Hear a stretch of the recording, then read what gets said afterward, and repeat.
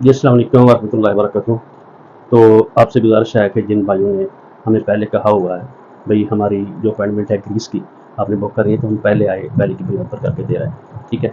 और जिन भाइयों को अभी ज़रूरत है, जिन लोगों को अपॉइंटमेंट हो चुकी हैं, जिनके वर्क वीज़ा लग रहे हैं, सबसे पहले हम उनको बहुत-बहुत मुबारकबाद भी देते हैं।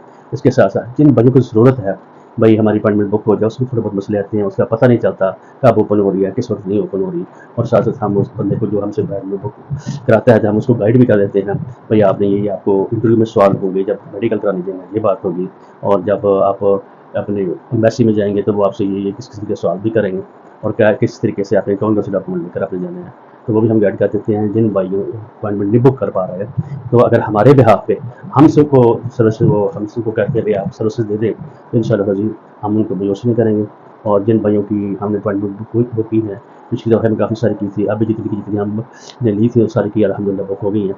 तो इंशाअल्लाह अज़ीज़ जिन भाइयों को ज़रूरत हो वो लाज़िमन रब्ता करें, और जिन भाइयों को पता है वो खुद स्ट्रगल करना चाहिए, लाज़िमन स्ट्रगल करें। ये नहीं कि ज़रूरी ये है कि आप किसी और से बुक कराएँ।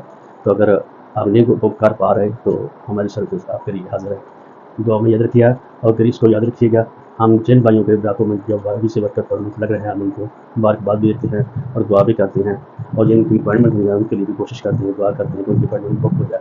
तो अभी हो सकता है किसी दिन भी ओपन हो सकती है, जो भी ओपन होगी तो हम हमारी सर्विस से हमारी टीम बैठी होती है, हम उसको बुक करने की पूरी कोशिश करेंगे। दुआ में याद रखिएगा। अस्सलाम वालेकुम वरहमतुल्लाहि वबरकातुहू।